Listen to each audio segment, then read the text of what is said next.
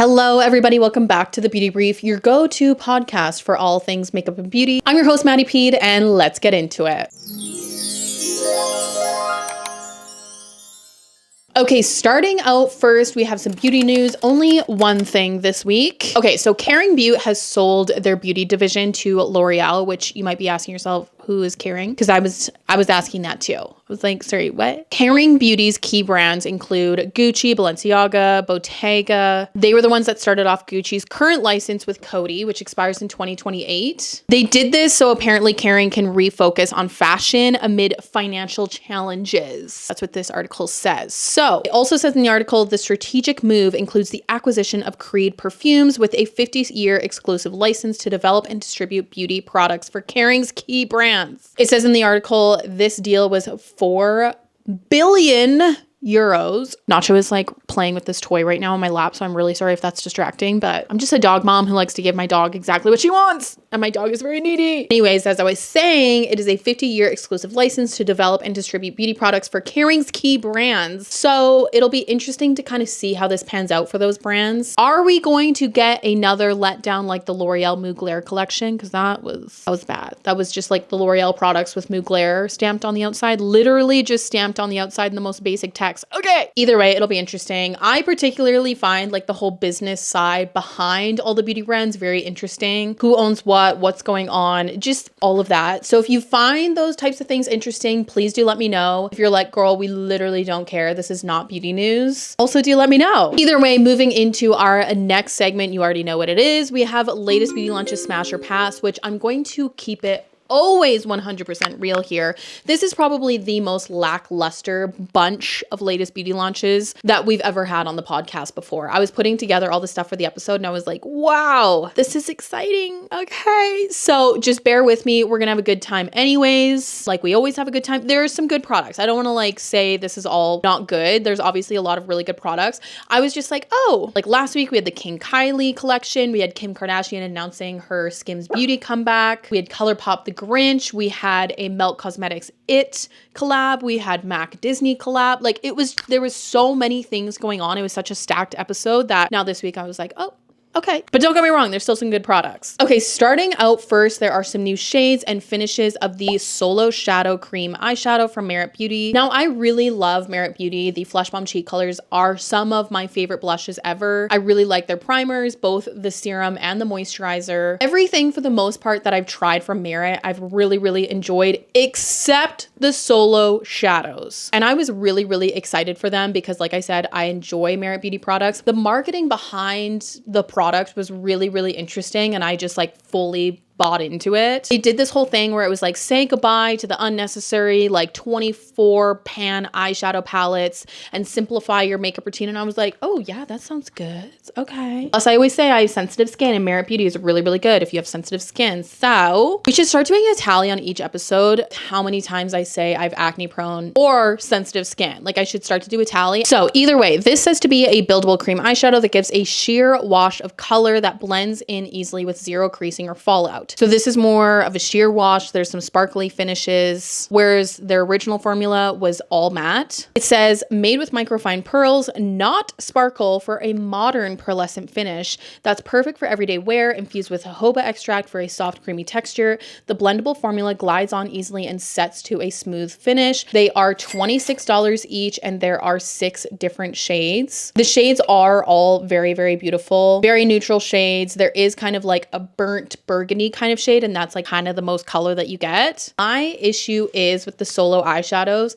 is that they dried out so quickly, which I did not think would happen at all, because the jar itself, when you actually twist it, kind of like locked into place. Like you would twist it closed and then it kind of did this like lock thing. So I was like, oh, this is really good packaging and not going to dry out. I used mine, probably didn't use it for like maybe a couple weeks, opened it up and it was already dried out. And sometimes, like I know with the ColourPop Jelly Much shadow, shadows, you kind of had to just like scrape it off, put it on the back of your hand, kind of warm up the product, and then it's back to like how the formula originally is. And you can kind of like play around with it, and they're like malleable. We'll put it that way. These ones were not. Like the whole thing was just dried out. There was no like warming it up and trying to get it to work. So because I love Merit Beauty, I'm willing to like check in and see how the reviews are. Maybe try it in the future. I just really hope that they've fixed the drying out issue, whether it's the packaging, whatever it is. But the packaging also looks the same to the matte ones. So I'm like, I don't know. I'm skeptical. I'm not rushing to buy them. I hope that they fix the drying out issue. For now, it's a pass. Okay, moving on to a new flavor of the Ole Henriksen Pout Preserve. I know, another lip shade flavor, whatever. But the Ole Henriksen Pout Preserve is my favorite lip treatment. I've said it. That's the winner. That is the winner. It's the one I always go back to. I continue to go back to it. It is so good. It's the best. It's the best. So it said on the Trend Mood post, you asked and they delivered. The most requested flavor is here, the new Pout Preserve Peptide Lip Treatment in Vanilla Bonbon.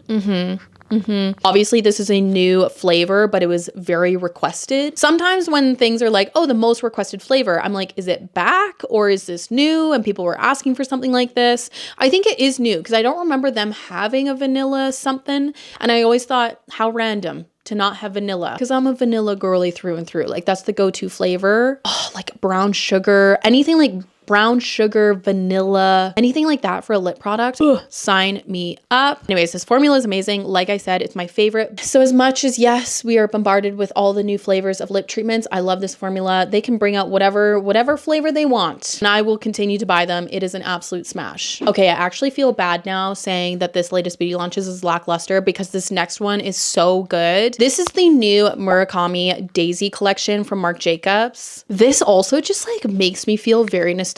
I was trying to think in my head like when I remember Murakami art, and I was thinking like 2010, but no, it was way earlier than that. So 2002 is when he did his first collaboration with Louis Vuitton. 2003 is really when they saw the massive success, and obviously, oh my gosh, yeah, Louis Vuitton was led by Marc Jacobs. So this totally makes sense why they're, oh my God, me putting things together in live time. Great. This is really amazing. I mean, the Daisy perfumes, the packaging already is like stunning, 10 out of 10.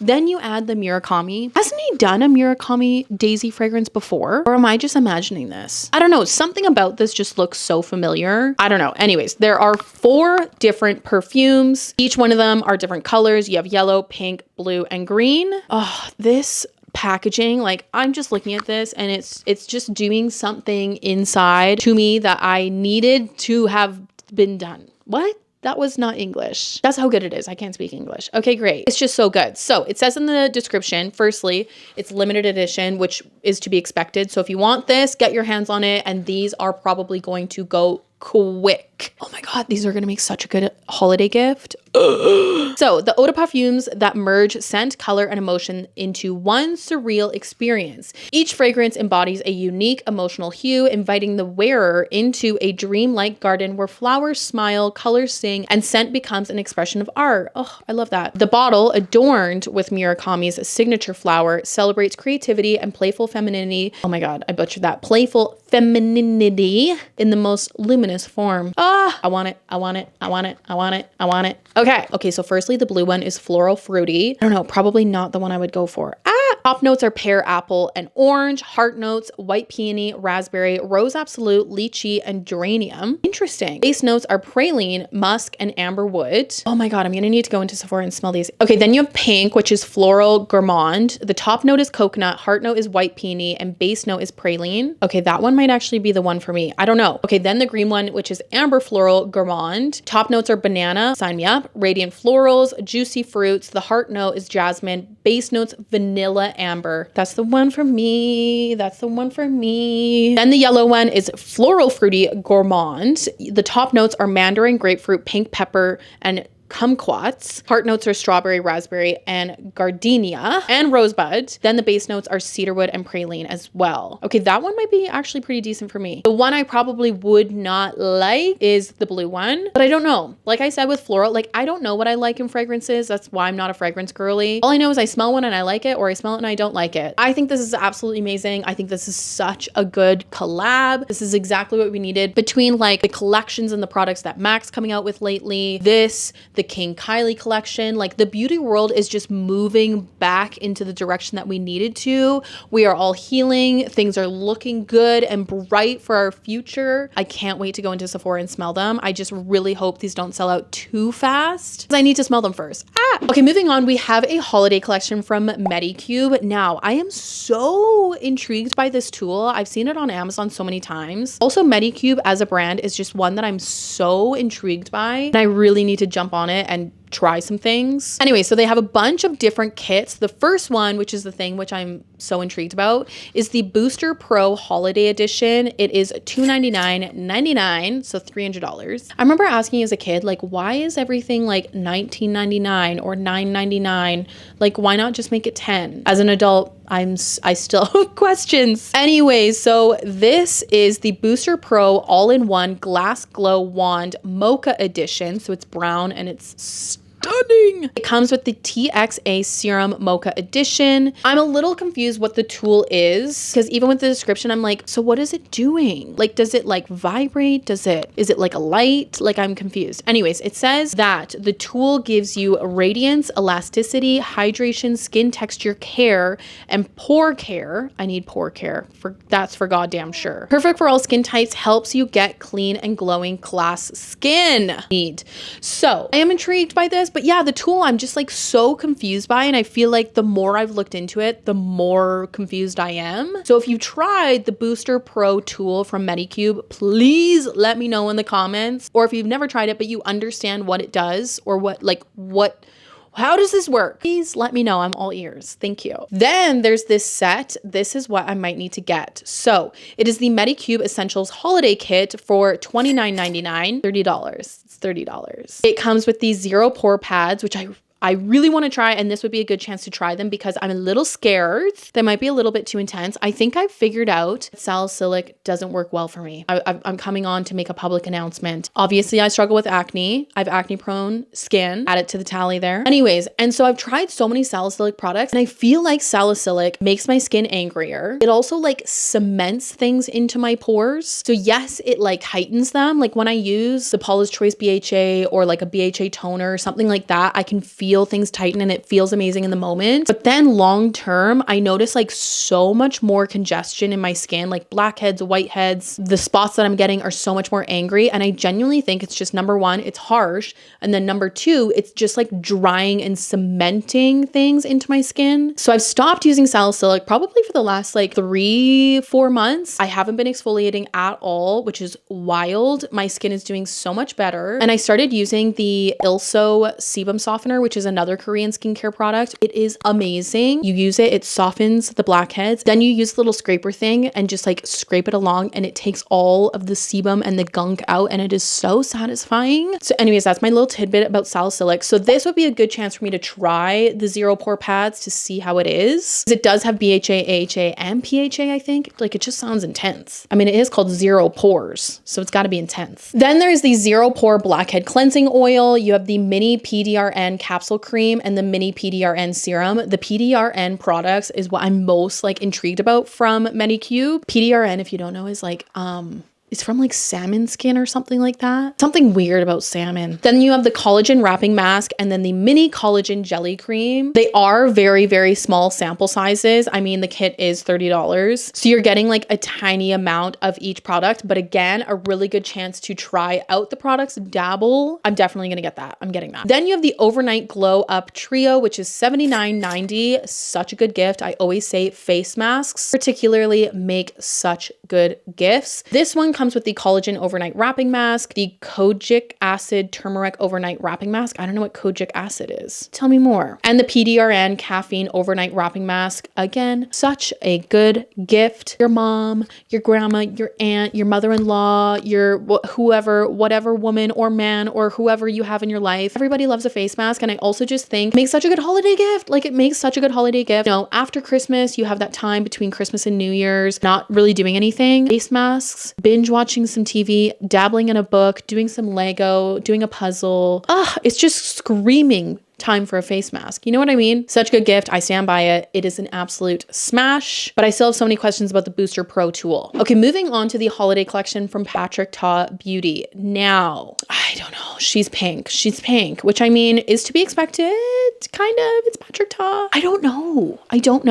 I would have loved for him to do like a really burnt cranberry type of shade and gone kind of like a little bit darker and vampier, because obviously last year he did like the bright pink blush and the lip gloss. So I don't know, it just would have been nice to see something like a little bit different. This one is like a cooler pink shade. You have two different shades of the lip gloss and the blush. So the first one, which is the lighter one, is called Ice Me Down. The shade is a really nice kind of like cool pale pink shade. Both lip glosses are very, very sparkly, so that's cute for the holidays. But Ice Me Down, obviously, again, a pale pink kind of cool shade. Warm Me Up is a little bit more warmer, but still kind of this like dusty rose shade. I saw so many comments on the Trend Mood post, and I have to agree. People were saying Patrick Ta will do like a cool tone shade, like it'll look cool toned in the pan, and then when you go to like swatch it or you look at it on the models, all of a sudden it's really, really warm. And this is what I always say about Patrick Ta, is that his tones tend to run really, really warm, which for me, like I do like warm, but when it gets too warm, like I look like I got dipped in Cheeto dust. Not saying that this would look like Cheeto dust because it's pink, but it's confusing. But I guess looking at the models, it makes sense, because if he's using it in combination with the rest of his makeup, like his foundation or his bronzer contour duos,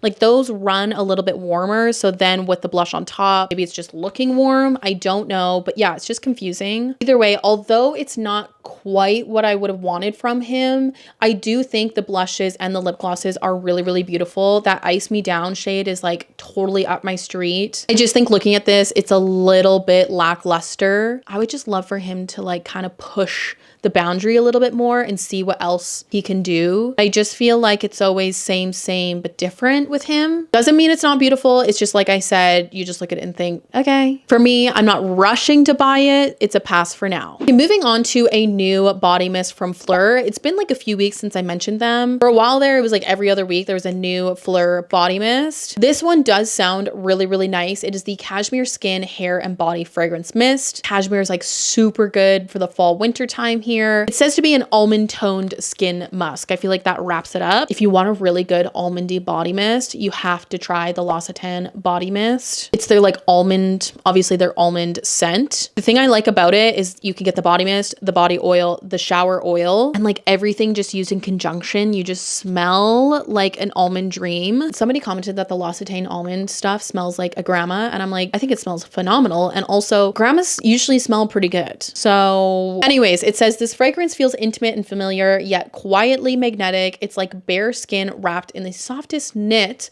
with whispers of memory woven through, but always with a modern edge. The 8-ounce one is $38 and the 3-ounce one is $25. It sounds like it would be amazing. I just always say I am so confused and conflicted when it comes to Phlur body mists. People say that they are not long lasting, which I mean, it is a body mist. And honestly, when I've smelt the Phlur fragrances in Sephora before, I'm not like really in awe of any of them. But I've said before as well that smelling them in store can sometimes just be like a lot. Like you're bombarded with so many other smells, and then you go to smell those fragrances and it's just like, what the heck is even going on? I've had it happen so many times where I don't like a fragrance in store. I try it outside of the store. Maybe I get a sample in the mail or something like that in a Sephora order, and then all of a sudden I like it. So it's just like you never quite know. So I'm always conflicted. I've seen a discovery set from Phlur available online, so that's probably what I'm going to dabble in when I eventually dabble in Phlur. If you have any thoughts, opinions, feelings on Phlur, please do let me know in the comments. For now, to pass. Okay, last but certainly not least for latest beauty launches, we have another body mist. This one is from Boy Smells, which is not one I've tried, not a brand I've tried at all. I don't even know where you buy this brand. Anyways, these are new shimmer mists, which apparently are limited edition. It says glow up with this radiant hair and body mist, spray it on and leave a trail of glimmer in your wake, $32. The first scent is Cherry Slay, which is a sparkling amaretto spritz with pink and silver shimmer. Sounds really, really beautiful. And then there is Chestnut Cheeks, a warm sugar musk dusted in gold. That is the one that I would go for. I am a little bit confused just because I feel like shimmer mists and things like that, like glowy body mists, are something that you would launch going into the summer months. Winter months, I'm like, I don't know. Either way, I have so many questions about this brand. It literally just pops up on Try Mood and I'm like, oh yeah, I forgot about them. And then I forget about them again until they pop up on Trend Mood again. That's just the cycle that I'm going through with boy smells, but if you have any experience with the brand, please do let me know. So for me, it would be a pass. That is it for latest beauty launches smash or pass. Like I said, feels a little bit lackluster. You'll have to let me know what you guys think. Either way, getting into some non-lackluster things, our next segment is Beauty Vault, the collections we need back, where we go through some iconic makeup collections from the past, which I would love to see back. And honestly, with the way that brands are bringing back old collections, i.e. Kylie Cosmetics with the King Kylie, not that she's bringing it back, but she's bringing like an era back. MAC with the Disney collection. I'm like, there's hope. So I am going to keep talking about these things. Starting out first with the MAC X Rocky Horror Picture Show, just in time for Halloween. When I think of Halloween, I think of the Rocky Horror Picture Show. Like that's it. The two are related. They go hand in hand. This collection was so iconic, and next year for Halloween, well, it doesn't really even need to be Halloween in particular. Just for me personally, I think Halloween would be an iconic time to bring this back. But this launched in 2014. I thought it was like way earlier when I was first doing the research for this episode. I was like, oh yeah, like, I don't know, 2009, maybe 2010. No, 2014. I was like, what? Okay. And it was to celebrate the 40 years since Rocky Horror Picture Show came out. Up until that point, nobody had done a Rocky Horror Picture Show collab. MAC would be the brand to jump on board and do a collection. It was a full 21-piece collection completely dedicated to Rocky Horror Picture Show. The packaging, the colors, everything was so iconic. This to me is probably,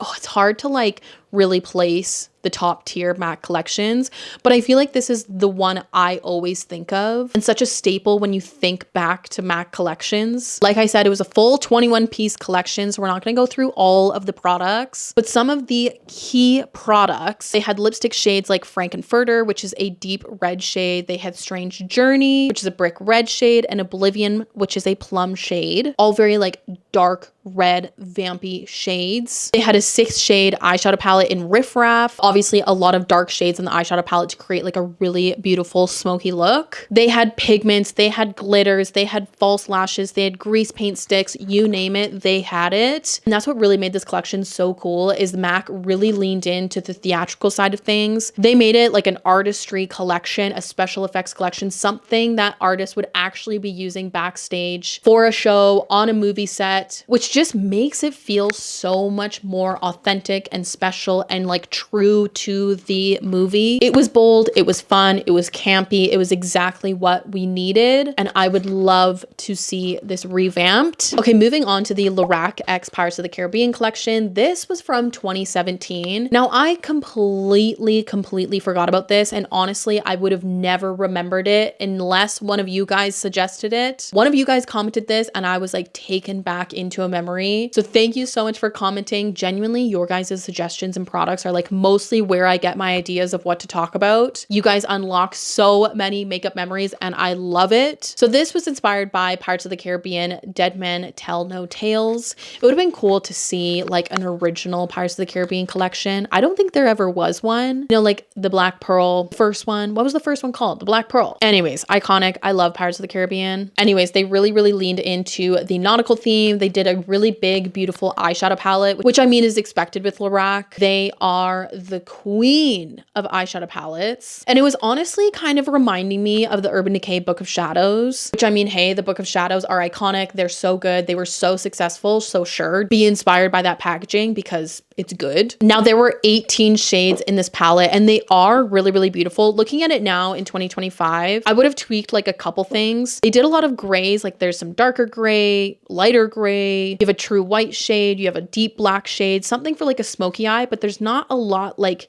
in between. Like they almost went to the smoky eye side and then they didn't quite, but I do think it's beautiful. They also had a cheek palette and they also had lip cream duos. The lipsticks were really interesting. Had these like matching holographic glosses for each of them. Very cool and very cool shades. They have some like dark kind of like bluey shades. Really nice, and they're really leaning into like the theming of Pirates of the Caribbean. Very nautical, adventurous. I really enjoy it, and looking at this now, I really miss Lorac. Is Lorac even around anymore? I don't know. I would love to see them come back, not even do more collections, just be around, just do some more eyeshadow palettes. But also if you want to dabble in some collections, do some collections. What happened to lorac? Please let me know in the comments. Okay, last but certainly not least, I completely forgot about this one as well. This is the Urban Decay X Game of Thrones collection. This was in 2019 when the final season of Game of Thrones came out, which I feel like by this point, Game of Thrones fans were just like so pissed off. So it's just unfortunate that this was the timing of the Urban Decay collection. If this was like first season, second season, third season, God, game over. So yeah, I feel like it could have been done a little bit earlier on, but that's just me. This is so good. And I just want to take a moment to really like emphasize how good this collection is. And then once again, look at the Urban Decay holiday collection, which I mentioned last episode or the episode before. How are these the same brands? How do you go from the Game of Thrones collection to this holiday collection? I don't understand what has gone on. Either way, going back to the Game of Thrones collection, it is so good. Eyeshadow palette is this 20 shade palette. It is giving like OG Urban Decay palettes, which just had these like unnecessary pop outs and like pull out things and all of this stuff on it where it's just like, you don't need to do that. And it's like, yeah, but we do anyways because we're Urban Decay. Oh my God, the brushes that like emulated the swords, so cool. Going back to the eyeshadow palette, they had them divvied up into like the various houses. Winterfell, King's Landing, like everything was divvied up. Oh, and I'm such a sucker for that. They had lipsticks and the 4 shades were inspired by the show's characters. They had pencil liners. I love this segment. I love nostalgic makeup. I love talking about nostalgic makeup, but I'm not gonna lie, sometimes I just like feel sad because nowadays it can just feel like collections are very thrown together. The Melt Cosmetics It one from last week was really, really good. But like no one did a Summer I Turned Pretty collection, and I just feel like that would have been a really good opportunity. Like if Too Faced could go back to like OG Too Faced days and do a Summer I Turned Pretty collection, the girlies would go insane. Anyways, whatever.